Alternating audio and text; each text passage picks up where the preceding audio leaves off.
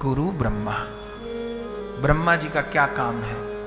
ब्रह्मा जी सृष्टि रचने का काम करते हैं। तो गुरु जी कैसे ब्रह्मा है? गुरु जी सृष्टि रचने का काम थोड़ो करते हैं। बोले करते हैं। गुरु जी प्राकृत देह में, ब्रह्मा जी तो पंच भौतिक देह रचते हैं। गुरु जी की रचना ब्रह्मा जी की रचना से बहुत ऊंची है। ब्रह्मा जी का पैदा किया हुआ जीव तो नरक में भी गिरता है और 84 लाख योनि में भी गिरता है, पर गुरुदेव जिस जीव को रचते हैं वो पंच भौतिक देह नहीं रचते, वो चिन्मय देह रचते हैं। ब्रह्मा जी का कच्चा काम है, उनका बनाया घड़ा फूट जाता है, नरक में चला जाता है, पर गुरुदेव जिसको बनाते हैं वो नरक में नहीं जाता। गुरुदेव जिसका सृजन करते हैं उसकी अधोगति नहीं होने देते। गुरुर विष्णु, मेरे गुरुदेव ही विष्णु भगवान हैं। उनका क्या काम है?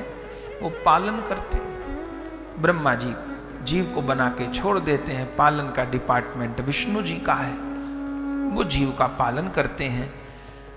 तो वहां तो तीनों काम अलग अलग करते हैं। बनाने का काम ब्रह्मा करते हैं, पालन का काम विष्णु जी करते हैं, संहार का सफाई का काम भोले बाबा करते हैं, पर गुरुदेव सारे काम खुद ही करते हैं।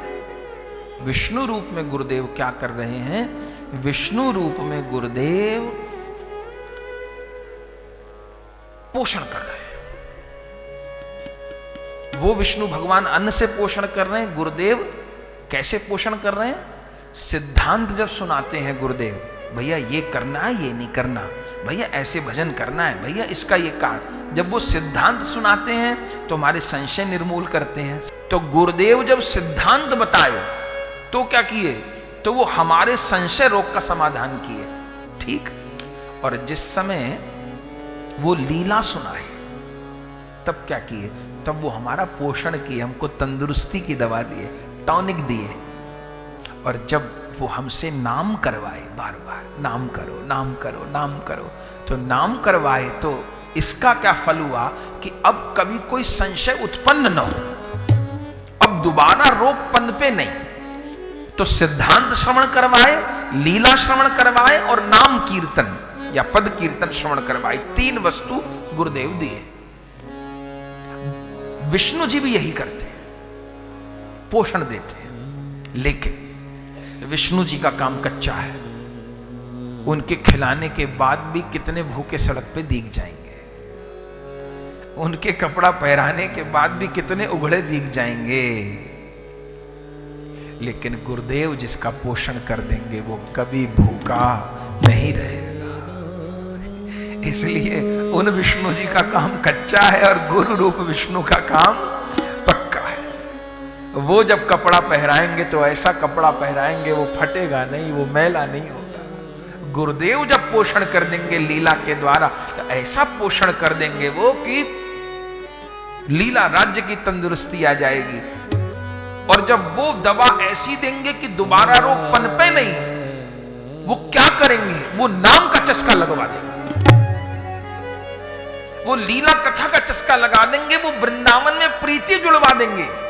उससे दोबारा रोग पनपने की संभावना नहीं रहेगी। तो गुरुर ब्रह्मा, गुरुर विष्णु और गुरुर देवो महेश्वरा।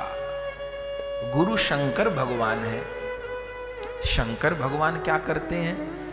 बोले शंकर भगवान संहार करते हैं और शंकर भगवान समुद्र मंथन का विष पी जाते हैं और दुष्टों का संहार करते हैं। तो गुरुदेव शंकर किस प्रकार हैं? गुरुदेव अपने आश्रित के जीवन के जो अमंगल है उनका खुद पान कर लेते हैं, हमको पता भी नहीं पड़ता। गुरु ब्रह्मा, गुरुर विष्णु, गुरु देवो महेश्वरा। अपने वचन के द्वारा, कठोर वचन के द्वारा जीव का अनिष्ट दूर करेंगे। गुरु ब्रह्मा, गुरु विष्णु, गुरु देवो महेश्वरा। महेश्वर कैसे हैं?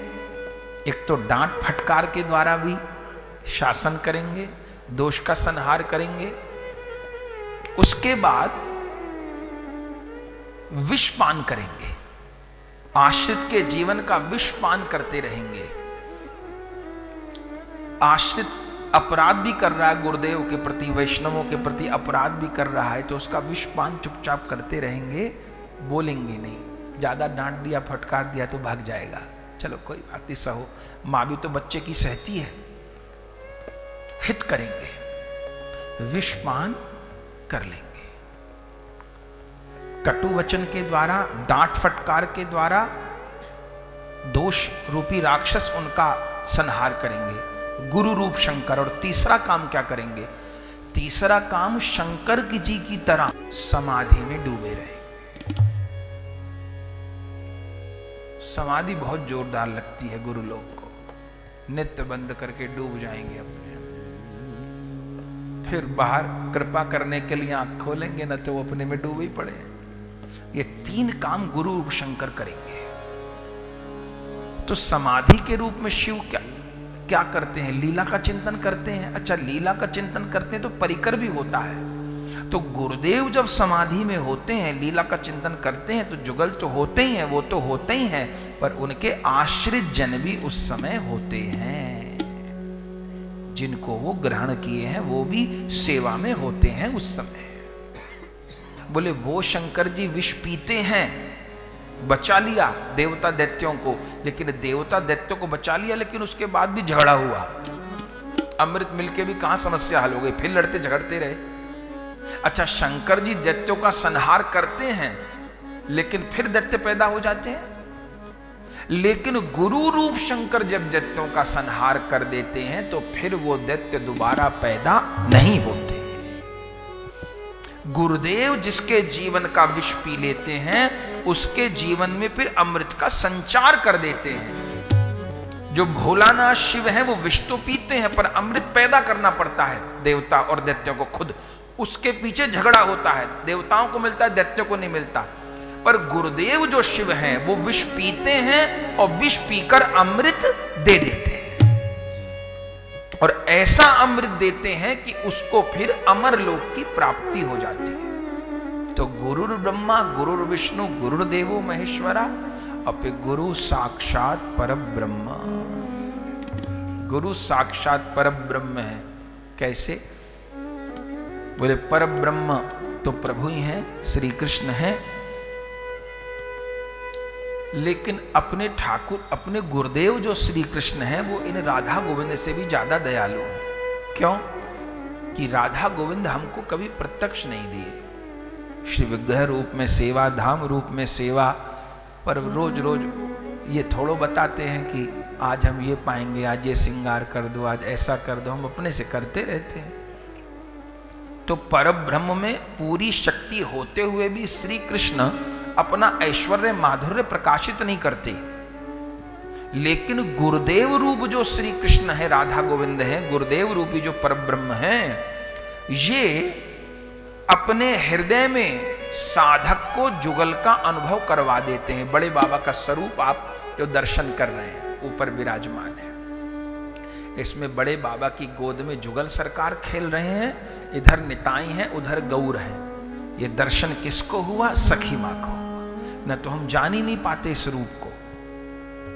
वो हर समय हरे महामंत्र भी नहीं जपती थी, वो जपती थी जय गुरु श्री गुरु, जय गुरु श्री गुरु, जय गुरु श्री गुरु, जय गुरु श्री। तो उनको किसी ने कहा, माँ ये कौन सा नया मंत्र पकड़ लिया तुमने, जय गुरु श्री गुरु।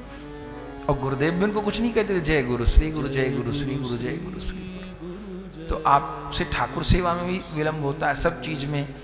और वृंदावन भी सखी माँ कब आई खबर नहीं, आई कि नहीं आई। तो फिर आप भजन भी नहीं बन पाता से जय गुरु श्री गुरु करती हो, तो क्या बोली आप कि मेरे तो राधा कृष्ण यही हैं। गुरुदेव को बोली मेरे तो यही हैं राधा कृष्ण, और मेरे निताई गौर भी यही हैं, मेरे सब कुछ यही हैं। तो भरोसा नहीं हुआ।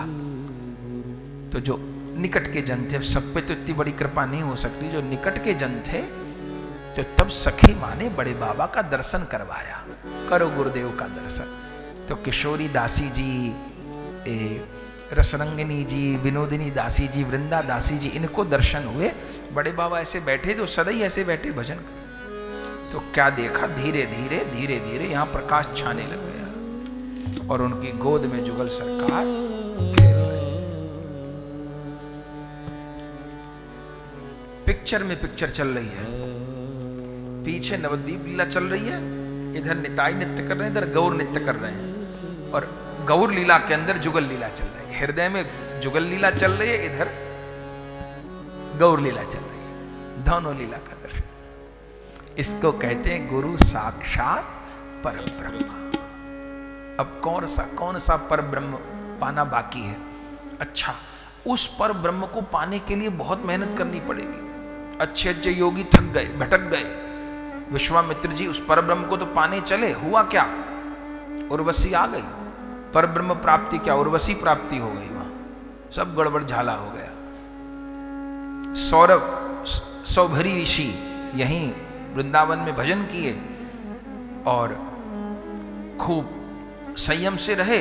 यमुना जी में जल लेने गए, यमुना जी में मछलियों को मिलते देख लिया। सोचिए, यमुना जल में मछलियों को मिलते देख लिया, बुद्धि घूम गई।